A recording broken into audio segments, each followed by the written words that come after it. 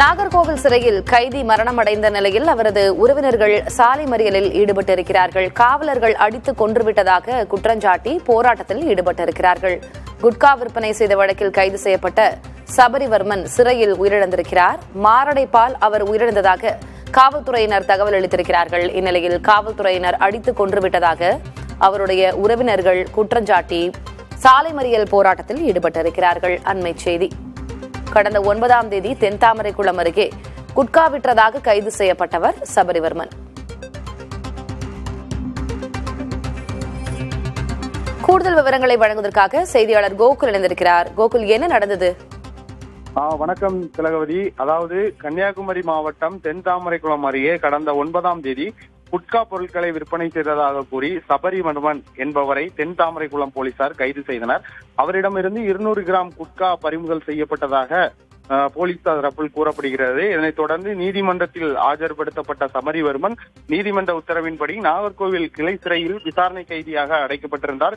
இந்த நிலையில் இன்று காலை அவருக்கு திடீரென உடல்நலக்குறைவு ஏற்பட்டதாக கூறப்படுகிறது. உடனே மருத்துவமனைக்கு சிகிச்சைக்காக அழைத்து செல்லப்பட்ட நிலையில் போகும் வழியிலே அவர் உயிரிழந்ததாக தகவல் வெளியாகியுள்ளது. அது மட்டுமில்லாமல் மாரடைப்பு காரணமாக தான் உயிரிழந்திருக்கலாம் என போலீசார் தரப்பில் கூறப்படுகிறது. இருப்பினும் உயிரிழப்பிற்கான துல்லியமான காரணம் பிரேத பரிசோதனை அறிக்கையின் அடிப்படையிலே தெரிய வரும் என கூறப்பட்டிருக்கிறது. இந்த சம்பவம் குறித்து தற்போது நேசமே போலீசார் வழக்கு பதிவு செய்யவில்லை. தற்போது வரைக்கும் விசாரணை மேற்கொண்டு வருகின்றனர். அது மட்டுமல்லாமல் சபரிவர்மனினுடைய அக்கா மற்றும் மனைவி, தாய் மற்றும் உறவினர்கள் என 200க்கும் மேற்பட்டோர் நாகர்கோவில் ஆசாரிப்பள்ளம் அரசு மருத்துவமனை முன்பு தற்போது முற்றுகை போராட்டத்தில் ஈடுபட்டு வருகின்றனர். தொடர்ச்சியாக தனது தம்பியை பார்க்க வேண்டும் என அவருடைய அக்கா மற்றும் உயிரிழந்தவருடைய மனைவி, அம்மா என அனைவரும் உறவினர்கள் அனைவரும் பிரேத பரிசோதனை அலுவலகத்தில் பிரேத பரிசோதனை கூடத்தில் வைக்கப்பட்டிருக்கக்கூடிய உடலை பார்க்க வேண்டும் என ஒரு கோரிக்கை விடுத்தனர். அதற்கு போலீசார் மறுப்பு தெரிவித்த நிலையில் தற்போது நாகர்கோவில் ஆசாரிப்பள்ளம் சாலையில் ஆசாரிப்பள்ளம் அரசு மருத்துவமனை மருத்துவக் கல்லூரி முன்பு சாலை மறியல் போராட்டத்தில் ஈடுபட்டு வருகின்றனர்.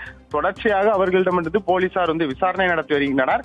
மேலும் பாதிக்கப்பட்டவர்கள் தரப்புல போலீசார் அடித்து கொண்டு விட்டதாகவும் அவர்கள் மீது சம்பந்தப்பட்ட போலீசார் மீது வழக்கு பதிவு செய்ய வேண்டும் எனவும் ஒரு கோரிக்கை இருந்து வருகிறது. இது சம்பந்தமாக தொடர்ந்து ஏடிஎஸ்பி தரப்பில் கூறப்பட்டிருக்கக்கூடிய விஷயம் என்ன அப்படின்னா, இது சிறையில உயிரிழந்த நிலையில இது குறித்து நீதிபதி தான் விசாரிக்க வேண்டும் எனவும் தற்போது தங்களிடமிருந்து புகாரை பெற்று வழக்கு பதிவு செய்ய இருப்பதாகவும் போலீசார் தரப்பில் தெரிவிக்கின்றனர். திலகவதி, தொடர்ந்து இந்த சாலை மறியல் போராட்டம் அப்படிங்கிறது தொடர்ந்து நீடித்து வருகிறது. இதனால் வாகனங்கள் ஸ்தம்பித்து காணப்படுகின்றன. அவசர தேவைக்கும் மருத்துவமனைக்கும் செல்ல முடியாத ஒரு சூழல் உள்ளது. அடுத்த கட்ட தகவலுக்கு நாம் மீண்டும் பேசலாம். தற்போதைய விவரங்களுக்கு நன்றி கோகுல். சிறையில் உயிரிழந்த சபரிவர்மனின் சகோதரி செய்தியாளர்களிடம் பேசியிருக்கிறார். அதனை பார்க்கலாம். சின்னதை எடுத்துக்கிட்டு நீ வா ஸ்டேஷனுக்கு வாங்க. என் தம்பி போனா போய் பார்த்துட்டு கையெழுத்து போட்டு விட்டுட்டாங்க. மத்தியானம் இவளும் கூட போயிருந்தா. சரி விட்டுட்டான். செல்ல வாங்கி வச்சு விட்டுட்டாங்க. 2வது இவன் போனுக்கு அடிச்சு சொன்னாங்க செல்ல வாங்கணும் வந்துட்டு போ அப்படின்னாங்க. என் தம்பி வேலைக்கிழமை திரும்பி மத்தியானத்துக்கு மேல ஸ்டேஷனுக்கு போனவன் வரவே இல்லை.